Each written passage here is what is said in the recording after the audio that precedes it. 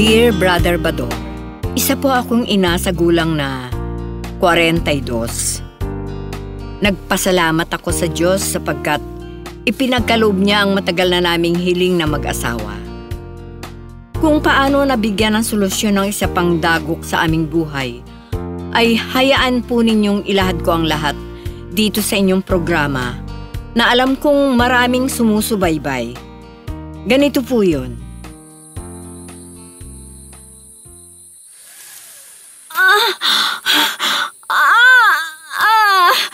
Poldo, ang sakit na ng tiyan ko. Manganganak na yata ako. Ha? Perla, pigilan mo muna, tatawag ako ng kumadrona. Sandali ha. Humiga ka muna dyan at pupuntahin ko si Aling Tale. Sandali lang ha.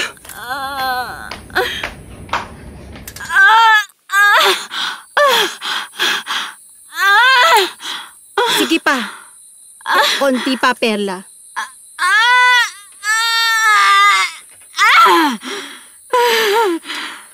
Ayan, lumabas na ang anak mo.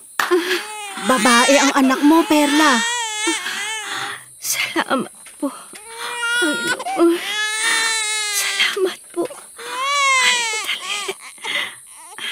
Lumabas na po ang baby Aling Tale. Narinig ko nang iyak ng anak ko. Oo, Poldo. Mag-init ka ng konting tubig at papaliguan ko ang baby. May bigkis na siya para di ma-impeksyon ng kanyang pusod. Opo, Aling Tale. Mag-iinit po ako ng tubig. Parang may bingot itong bata. Sayang. Ang ganda pa naman. Ang tangos ng ilong. Kamukha ni Perla. Hindi ko muna sasabihin sa kanila. Makikita rin nila yan. Ito na po ang tubig, Aling Tale. Dinagdagan ko na po ng medyo malamig para malahining po ang timplada at di mapaso si baby. Sige, Poldo. Ipaganda mo ng mainit na sabaw itong asawa mo para lumakas agad at mapasusunan niya ng anak nyo habang nililinis ko ang bata. Opo, hinanda ko na rin po ang pagpunas at bihisan ni baby.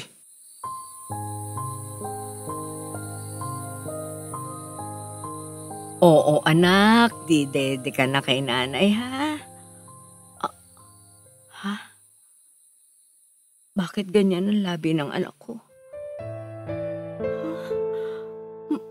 May bingot ang anak ko. Bukas na bukas, dadalhin ko siya kay doktor. Aalamin ko kung anong dapat na gawin sa bingot ni baby.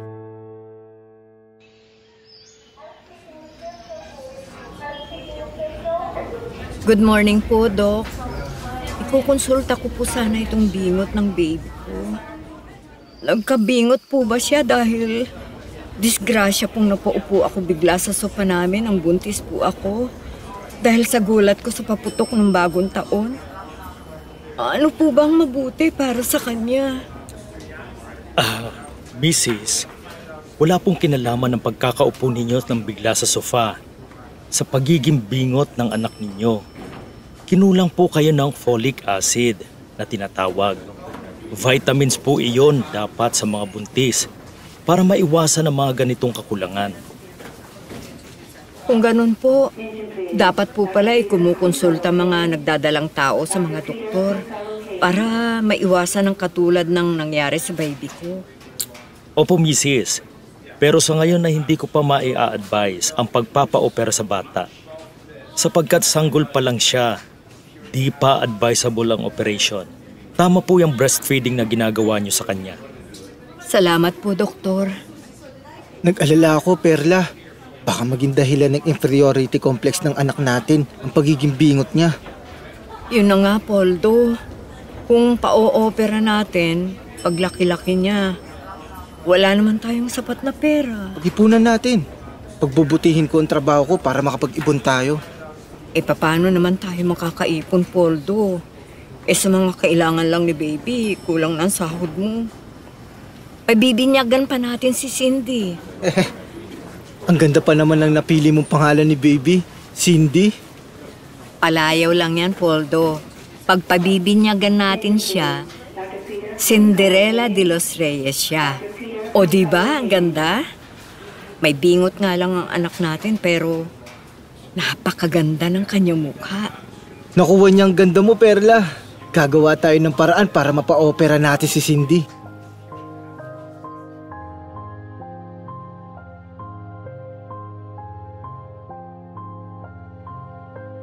Lord, alam ko po, naririnig niyo po ang mga bulong ko.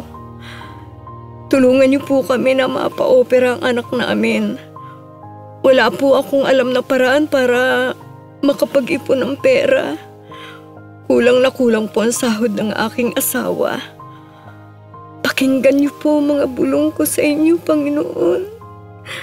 Tulungan niyo po kami.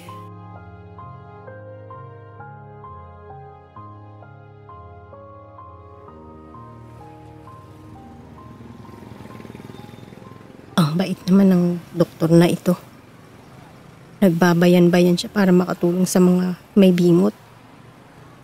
At libre pa ang pag-oopera niya sa mga katulad naming mahihirap at walang kakayanang magbayad ng operasyon. Salamat at may mga taong ganito, Diyos ko. Mabuti na lang at ibinalita ng mayor dito sa amin. Pupuntahan ko si Perla. Baka di pa niya nababalitaan ng pagpunta ng doktor na ito dito sa amin. Sasabihin ko sa kanya para madala niya ang anak niya bukas sa center. Doon pupunta si Dr. Jim Sanchez. Ang magaling na siruhano. Tiyak matutuwa si Perla. Talaga po, Aling Tali. Naku, libre po ang pag-opera ni Dr. Jim Sanchez. Oo, Perla. Total, magpipitong taon na si Cindy. Pwede nang operahan yan. Para bago siya pumasok sa school, ayos na ang bingot niya. Iwas bully pa sa mga kaeskwela niya, di ba? Opo, Aling Tali. Naku, maraming salamat po. Salamat po, Aling Tali.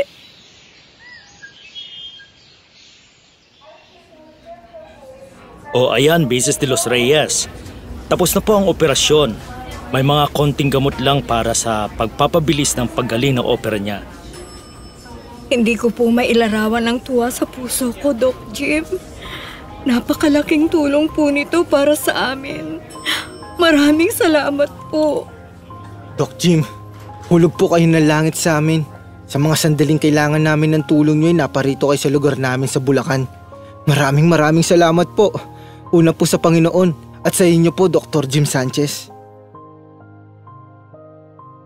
Brother Bador, una po sa tulong ng may kapal ay nakadaupang palad namin si Doc Jim Sanchez na napakagaling na doktor na isang siruhano. At dahil napakabait ng doktor na yon, libre po ang operasyon ng anak ko. Malaki na rin siya at lalong gumanda. Nagpapasalamat kami sa Diyos at may isang doktor na katulad ni Dr. Jim Sanchez. Mapagpalang araw po sa ating lahat. Kumusta? Narinig natin ang isa na namang kwento sa pangalang Perla. Awit 139, 13 hanggang 14. Ang anumang aking sangkap, ikaw, O Diyos, ang lumikha. Sa tiyan ng aking inay, hinugis mo akong bata. Pinupuri kita, O Diyos. Marapat kang katakutan.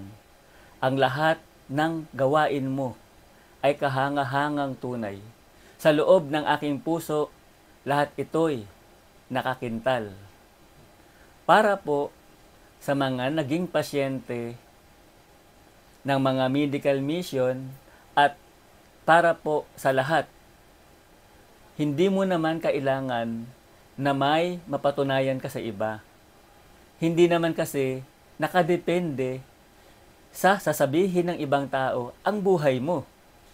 Ang kailangan gawin ay ang pagbutihin ang sarili at ang approval ng Diyos ang hanapin mo. Lahat naman ng minamahal na nilikha ng Diyos, lahat ng individual ay unique. Nilikha tayo na kawangis ng Diyos. At basahin naman natin ang Roma 8:28. alam nating sa lahat ng bagay ay gumagawa ang Diyos para sa ikabubuti ng mga nagmamahal sa Kanya. Sila'y mga tinawag ayon sa Kanyang layunin. Para po sa mga grupo na bumubuo ng mga medical mission at sa katulad ng mga ganitong activity, maraming salamat po sa inyo. Higit sa lahat, nagpapasalamat po tayo sa Diyos na pinagmumulan ng ating mga natatanggap na biyaya at mga pagpapala na nai-enjoy sa pamilya, sa hanapbuhay, at sa ministry na Kanyang ipinagkatiwala.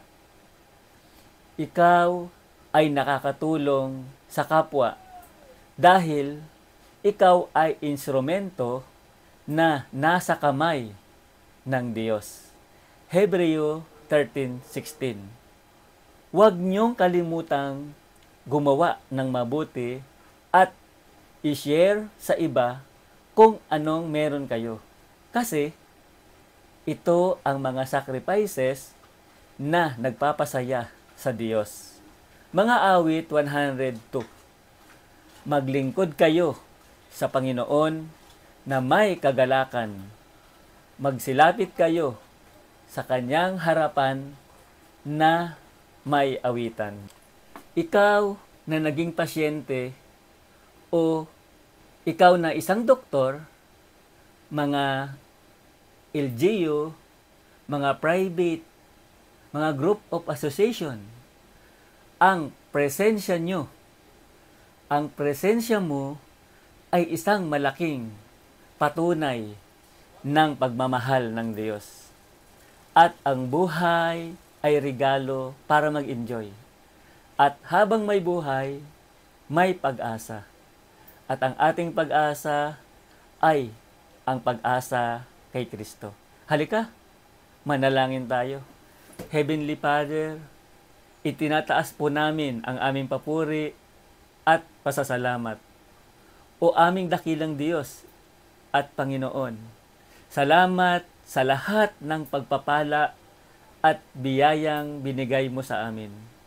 O aming Diyos na makapangyarihan at may kontrol sa lahat ng bagay. Salamat sa pagpapatawad sa lahat ng aming nagawang kasalanan upang maging karapat-dapat kami sa pagtanggap ng iyong mga biyaya. Ito po ang aming panalangin sa pangalan ng aming Panginoong Hesukristo. Amen.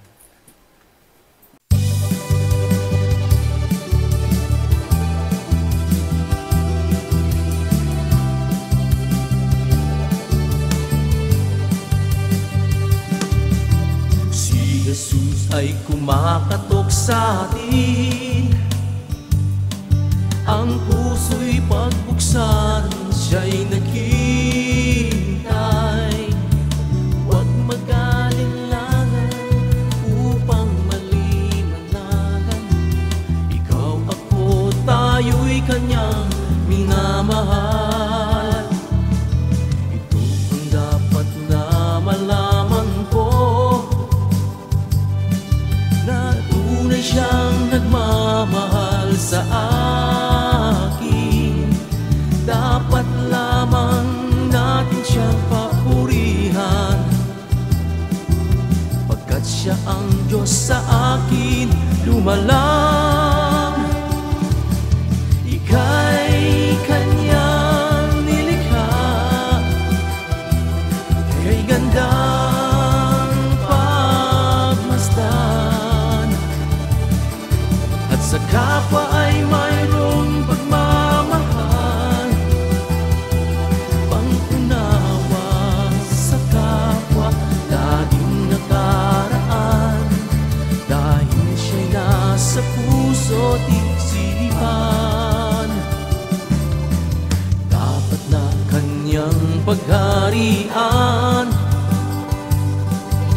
biyayang ay aking mararanasan, kapayapaan lubos na makakamtan, kasiyahan ko'y nararamdaman. Ika'y kanyang nilikha, kay gandang pagmasdan, at sa kapwa ay mayroong pagmamahal, pangunawa sa kapwa, laging nakalaan, dahil siya'y nasa puso't isipan. May malawak na pangunawa sa mga pagkakamali sa kapwa, mayroon ngang liwanag sa isipan, dahil siya ang tanging sandigan. Ika'y kanyang nilikha, kay ganda